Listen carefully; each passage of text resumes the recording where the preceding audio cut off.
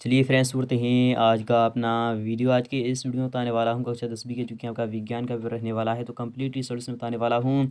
ये आज ही यहाँ पे एग्जाम में आने वाला है, तो अंत तक वीडियो को जरूर देख लेना। यदि आपको 80/80 चाहिए, क्योंकि 100% स्कोर करना है, तो एक बार वीडियो को जरूर ही देख के आना, क्योंकि आपके पास टाइम बहुत कम बचा है। आपको केवल और केवल 2 घंटे मात्र बचे हैं। आपका पेपर आने वाला है आपके एग्जाम क्वेश्चन पेपर में, तो अंत तक वीडियो को जरूर देखना। यहाँ पर आपके जो टोटल नंबर ऑफ क्वेश्चन आपके रहने वाले हैं वो 22 रहने वाले हैं, और प्रिंटेड पेज आपका 8 पेज में पेपर छापा गया है। आप यहाँ पर विषय कोड भी दे सकते हो कि S119 रहने वाला है। आपका विषय आपका जो रहने वाला है वो विज्ञान यानी साइंस का पेपर रहने वाला है। तो 3 घंटे का आपको टाइम मिलेगा। 3 घंटे के अंदर अंदर आपको हर हाल में पेपर को सॉल्यूशन करना ही करना होगा। और आप सभी जानते होंगे कि 80 मार्क्स का आपका पेपर होता है, तो 80/80 जिस किसी को चाहिए वो अंत तक वीडियो को जरूर देखना। तो शुरू हैं आज का अपना वीडियो। तो फाइनली आपके सामने आपका पेपर आ चुका है। इस प्रकार से आपका पेपर रहने वाला है। तो आप यहाँ पर देख सकते हैं कि विज्ञान का आपका पेपर रहने वाला है, तो साइंस का रहने वाला है। और कुल मार्क्स जो आपका होगा वो 80 मार्क्स का आपका पेपर रहने वाला है। तो निर्देश आप समझते हो कि कितने आपके महत्वपूर्ण निर्देश होने वाले हैं। तो निर्देश भी पढ़ना जरूरी होता है, क्योंकि आप जब इंस्ट्रक्शंस पढ़ते हो तभी आपको समझ में आता है कि कौन सा क्वेश्चन आखिर क्या कहना चाहता है। तो पहला वाला निर्देश है सभी प्रश्न अनिवार्य हैं और क्वेश्चन सर कंपल्सरी। सेकंड वाला कह रहा है कि प्रश्न क्रमांक 1 से लेकर 4 तक आपको वस्तुनिष्ठ प्रश्न हैं, जिनके लिए आपको 32 अंक प्रोवाइड किए गए हैं। जिसने भी 1 से लेकर 4 तक क्वेश्चन के जवाब दे दिए उसको 32 अंक मिलने वाले हैं। तो लास्ट तक वीडियो को जरूर ही देख लेना। और यहाँ पर करा थर्ड वाला प्रश्न क्रमांक 5 से लेकर 14 तक आपको प्रत्येक प्रश्न जो होगा वो आपका 2 अंक का रहने वाला है, जिसकी सबसीमा इनकी लिमिट है कि 30 शब्दों के अंतर्गत आपको देना ही देना होगा। और चौथा वाला करा है प्रश्न क्रमांक 15 से लेकर 18 तक प्रत्येक प्रश्न आपका 3 अंक का रहने वाला है, जिसकी सबसीमा आपकी लिमिट है, इसमें भी आपकी 75 शब्द रहनी चाहिए। इसी प्रकार से आपका यानी कि जो प्रश्न क्रमांक 19 से लेकर 22 तक है, तो प्रत्येक प्रश्न में आपको 4 अंक रहने वाला है, जिसकी सबसीमा आपकी 120 शब्द रहनी चाहिए। इसी प्रकार से पाँचवें प्रश्न और 22वें प्रश्न तक आपको अंतर विकल्प दिए हैं। विकल्प के आधार पर आपको क्वेश्चन को सॉल्व करना होगा। तो शुरू करते हैं आज का अपना वीडियो फ्रेंड्स। फाइनली आपके सामने आपका पहला वाला क्वेश्चन आ चुका है, जो कि आपका 8 मार्क्स का रहने वाला है। यहाँ पर आप देख सकते हो कि सही विकल्प आपको चुनकर लिखना है। क्या करना है आपको? सही विकल्प चुनकर लिखना होगा। इसमें क्या वाला क्वेश्चन है कि लौह चूर्ण, जब यानी कि लौह चूर्ण पर रेणु हाइड्रोक्लोरिक अम्ल डालते हैं तो क्या बनता है? तो चूंकि हम जानते हैं जो Fe जो होता है जब हाइड्रोक्लोरिक अम्ल के साथ यानी क्रिया करता है तो आयरन क्लोराइड बनाता है, और साथ ही साथ हाइड्रोजन गैस को मुक्त करता है। क्या करता है? आयरन क्लोराइड बनाता है और साथ ही साथ हाइड्रोजन गैस को भी मुक्त करता है। तो ऑप्शन में आपका पहला वाला ही यहाँ पर राइट हो जाएगा। सेकंड वाले की बात नहीं, यहाँ पे कह रहा है पतले तारों में धातुओं का खींचे जा सकने की क्षमता क्या कहलाती है? तो हम सभी जानते हैं कि धातुओं को खींचकर लंबे तारों के रूप में परिवर्तित करने के गुण को हम तन्यता कहते हैं। क्या कहते हैं? तो डक्टिलिटी कहते हैं। क्या कहते हैं? तो आपको सिंपली यहाँ पर क्या लिखना है? तो डक्टिलिटी कहते हैं। क्या कहते हैं? डक्टिलिटी कहते हैं। आपको ये पता होना चाहिए कि तन्यता कहते हैं। यहाँ पर बात नहीं कि आघात वर्धिता क्या होता है? तो आघात वर्धिता वो होता है धातुओं को पीट पीट कर यानी चादरों के रूप में परिवर्तित करने के गुण को हम क्या कहते हैं? आघात वर्धिता कहते हैं। आपने सुना होगा कि सोने की चादर, उसी को हम आघात वर्धनीयता कहते हैं। आपको ये भी पता होना चाहिए, इनकी मैलीएबिलिटी कहते हैं। आपको ये भी पता होना चाहिए। नेक्स्ट बात नहीं, गा वाला जो क्वेश्चन होगा वो इस प्रकार से आपका रहने वाला है एग्जाम क्वेश्चन पेपर में। दो तंत्रिका कोशिका के यानी कि 2 तंत्रिका कोशिका जो होती हैं उनके मध्य खाली स्थान को क्या कहते हैं? तो हम क्या कहते हैं? तो सिनेप्स कहते हैं। क्या कहते हैं? आपको सिंपली यहाँ पर सिनेप्स लिख देना, यही आपका आंसर रहने वाला है। तो बी वाला ऑप्शन आपका यहाँ पर बिल्कुल ही राइट होने वाला है। घा वाले क्वेश्चन की बात नहीं कि अलैंगिक जनन मुकुलन द्वारा होता है, तो चूंकि हम जानते हैं यीस्ट में को क्या होता है? तो मुकुलन द्वारा अलैंगिक जनन होता है। और एक में और होता है, वो क्या होता है? वो होता है आपका हाइड्रा होता है। क्या होता है? हाइड्रा में भी आपका मुकुलन द्वारा इनकी क्या होता है? अलैंगिक जनन होता है। ये भी आपको पता होना चाहिए।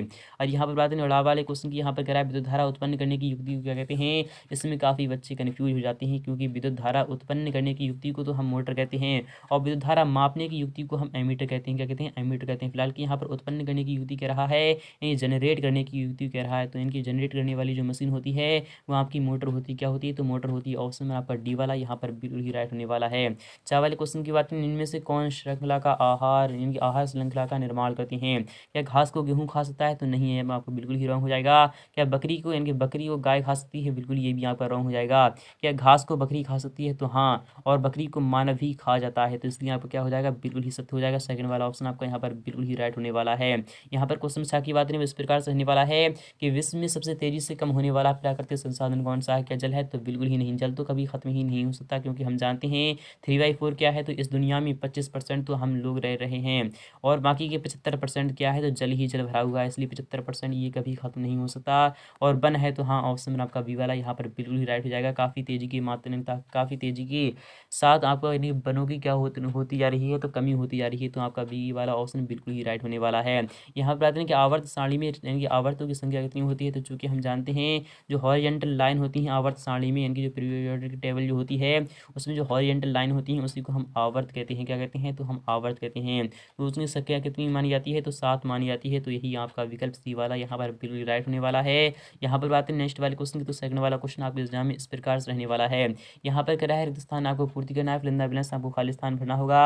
यह क्वेश्चन भी आपका 8 मार्क्स का रहने वाला है। यहाँ पर कह रहा है कि जल एक डेडेस ऑक्साइड है, तो जल एक कैसा ऑक्साइड है, तो आपको यहाँ पर लिखना है जल एक उदासीन ऑक्साइड है। क्या है, तो जल एक उदासीन ऑक्साइड है। आपको सिंपली पहले वाली में उदासीन लिख देना है। नेक्स्ट बात ने कि धातुएं प्रायः ऊष्मा एवं विद्युत की क्या होती हैं, तो सुचालक होती हैं, कंडक्टर होती हैं। आपको सिंपली यहाँ पर क्या, दोस्तों आज मैं आपको बहुत ही बढ़िया एप्लीकेशन के बारे में बताने वाला हूं जो डेली हंट द्वारा बनाई गई है। इस साल डेली लर्न ने आई अचीव स्कॉलरशिप एग्जाम रखा है। इसमें भाग लेकर आप मोबाइल फ़ोन, लैपटॉप व स्मार्टफोन जीत सकते हैं। तो डिस्क्रिप्शन में दिए हुए लिंक पर क्लिक करके जल्दी से रजिस्टर लीजिए और पाइए 50 करोड़ की स्कॉलरशिप जीतने का मौका।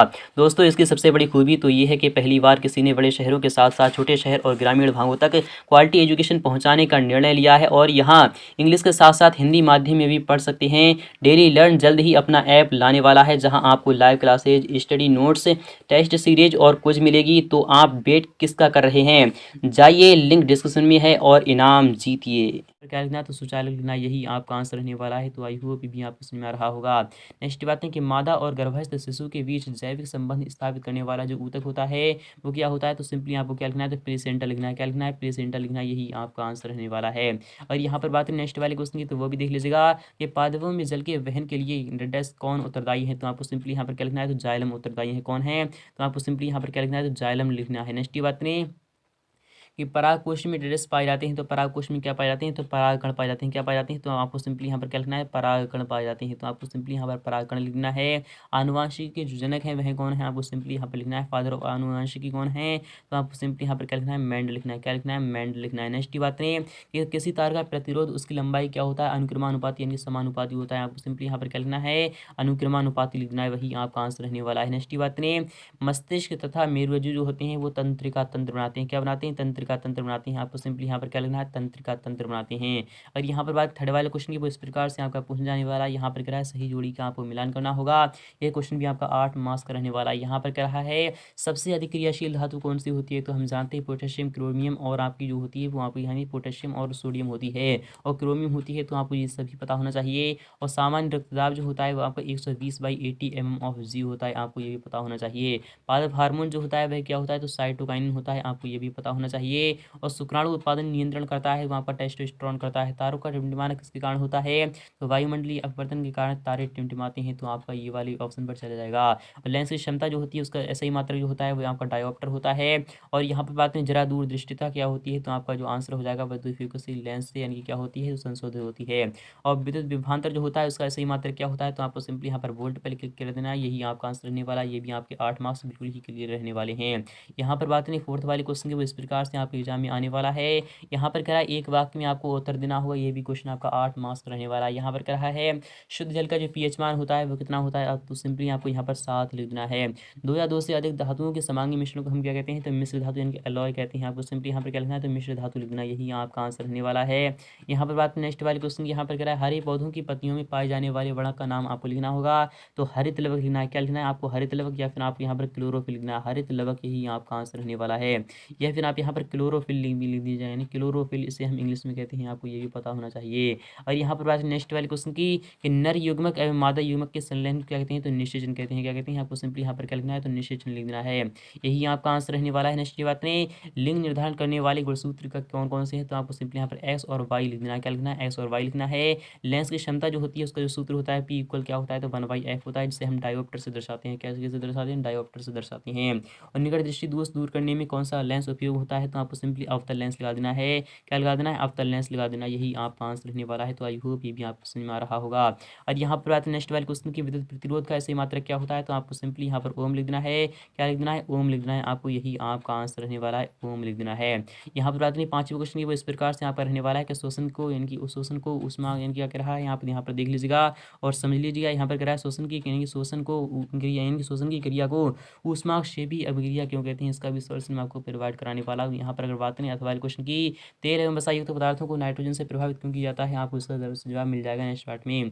अमलगम क्या है, अमलगम के बारे में आपको बताना होगा, ये भी क्वेश्चन आपका 2 अंक का रहने वाला है। इसी प्रकार से वाला क्वेश्चन है कि संक्षारण क्या है और मेंडेलीव की आवर्त सारणी का नियम भी आपको बताना होगा। न्यूलैंड्स का अष्टक नियम आपको बताना है। धमनी और श्राम में कोई 2 अंतर बताना है। काल के वर्धन बताना है आपको। स्वपरागण बताना है। मानव में बच्चे का लिंग निर्धारण करने कैसे होता है, आपको वो सभी बताना है। तो फ्रेंड्स नेक्स्ट पार्ट में इसको सॉल्यूशन प्रोवाइड कराने वाला हूँ। तो मिलते हैं नेक्स्ट पार्ट में।